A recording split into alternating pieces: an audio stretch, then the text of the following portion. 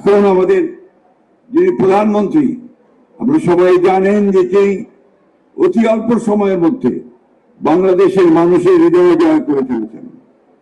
দীর্ঘকাল ফ্যাসিস্ট সরকারের অত্যাচারে নিপীড়িত হয়ে বিদেশে নির্বাসিত অবস্থায় ছিলেন।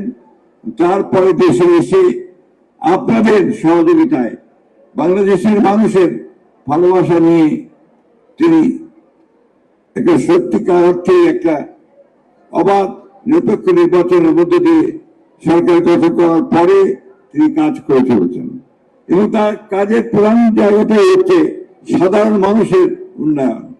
আপনারা দেখেছেন যে তিনি এখন যে ফ্যামিলি কার্ড, কৃষক কার্ড এবং আপনারা আরো লক্ষ্য করেছেন যে ধর্ম উপরেও তিনি কাজ করতে চাচ্ছেন।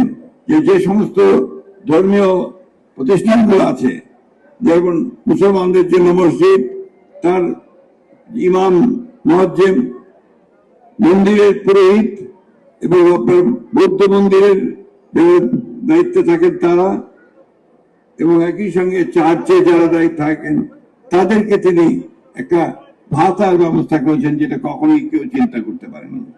এইভাবে ধর্মকে সবার মধ্যে যেন সকলে ধর্ম পালন করতে পারে, সবার মধ্যে তিনি চেয়েছেন যে আমরা বাংলাদেশকে কোনো সুনির্দিষ্ট ধর্মের জন্য এখানে কেউ সুবিধা দিতে না পারে, বাংলাদেশ সবার জন্য কাজ করতে পারে। আপনাদের এখানে আসার আগে আমরা মাননীয় প্রধানমন্ত্রীর নেতৃত্বে আমরা আরেকটা সভাতে আমরা উপনীত হয়েছিলাম। আপনারা জানেন যে এবার মহিলা সংসদ সদস্যদের মধ্যে